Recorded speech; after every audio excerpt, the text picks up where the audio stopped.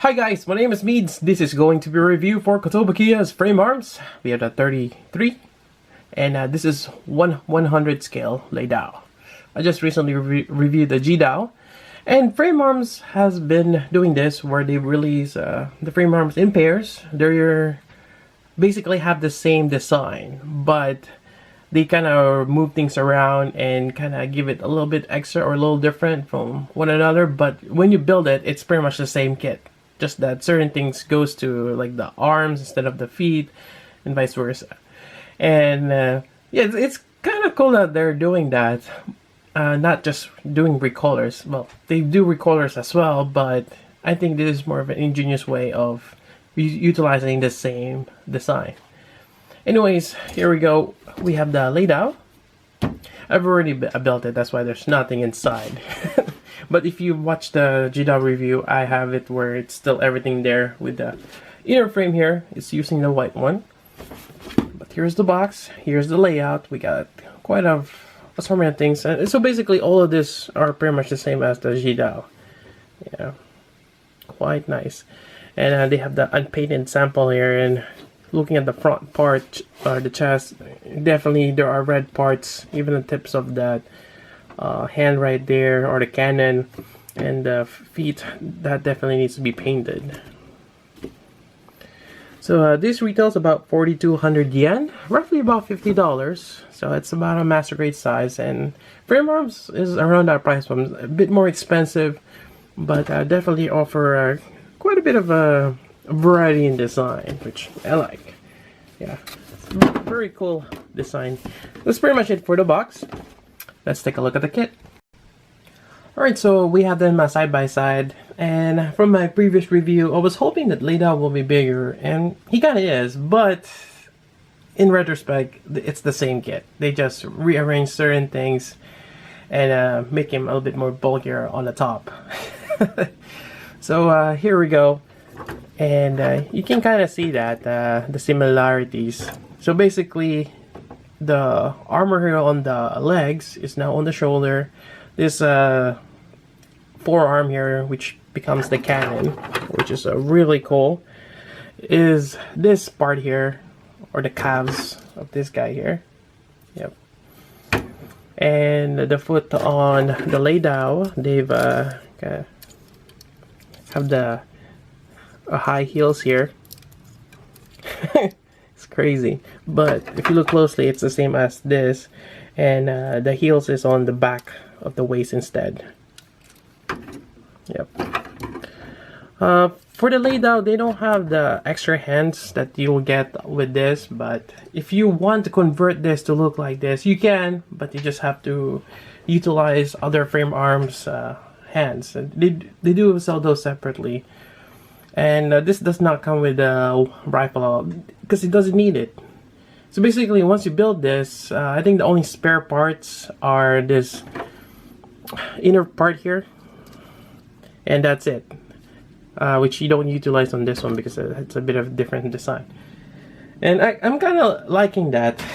Basically, these are the extra parts here, and most of them are Ji-Daos, the extra hands. Because from time to time, when I build kits, you have a lot of this extra stuff, and it's just nice to have everything in the kit already and not have to interchange things. Yeah. So that's pretty much it for the size comparison. But some still gonna ask, how tall it is.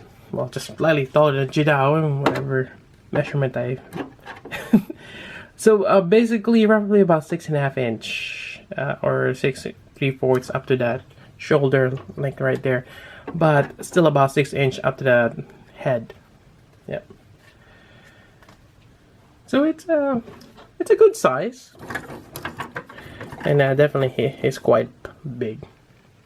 All right, so let's go take a closer look and talk about articulation and details.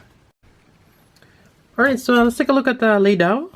Quite interesting design, very cool. It kind of reminds me of the Gundam mobile suits that are space type. Yep.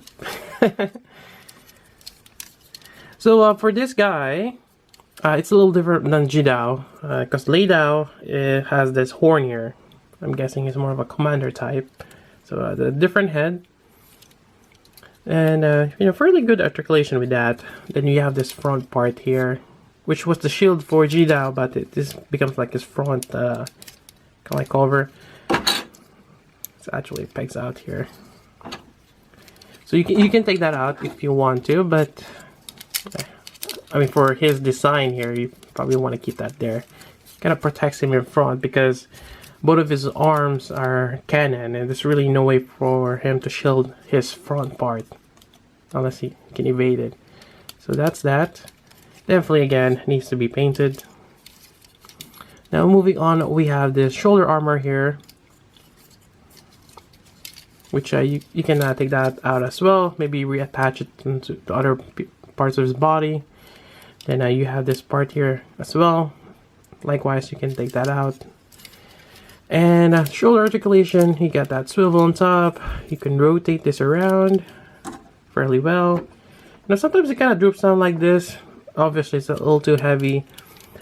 It's a plastic to plastic connection. You may add a little bit of a wick of clear floor polish to kind of tighten that connection, or better yet, if you want, you can swap it out with polycaps. Now, like I mentioned before, you have a bit of a spare parts.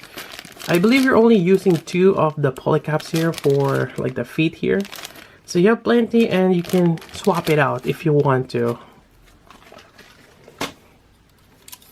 So that's that. You have that swivel in the bicep. Now for the elbow bend, it's not much. It's gonna be like around 45 degrees, not quite a 90, because of this piece here on the shoulder armor that kind of hinders that movement. But you know, nonetheless, you can still move it up. Still can get good poses with that. Now for the forearm cannon, you know, it's quite huge. Sorry, just spot this out here. It is quite huge. A lot of nice details. There's really not much movement here. You can kind of pop this out a little bit and get that wiggle. The claws here, or the fins, doesn't really do anything. You cannot move them, and they're attached with a tab like that. So more than likely, yeah, they're not functional. I kind of wish they were. But you kind of want to push that back, and that way it'll stay in place. So there's not much going on with the forearm there, but it's nicely detailed. I like that. Moving down, you have your waist, which you can swivel, and you also have some ab rotation there, moving back and forth. I keep popping this out, but this just pegs it on front or in the back here. Now moving on, you have your legs here. As I mentioned on Ji-Dao before as well, you have several connector, or you can connect this in several ways. It wasn't clear in the instructions where you should. I just put it all the way in the bottom because this gives me more clearance to clear that waist armor.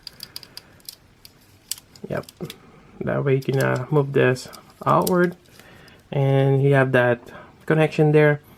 That one's a little different. It's a plastic connector, which is on an angle. It's not quite your typical polycap. You could probably put a polycap, but it's not gonna rotate like this properly. It's gonna hit the top. So I'm not sure if you can swap that out with the polycap, but you know, nonetheless, it does what it does. I mean, it's holding the pose quite well. You got your thigh swivel right there. You got your knee bend. Knee bend on this one, it's a lot better than Ji-Dao because you don't have this massive calf here or something restricting it. Again, you swap this to the forearm with the lower leg. So that's fairly good articulation. And like most frame arms, you're gonna have this unsightly peg here. If you want to, you can cut that off and clean that off.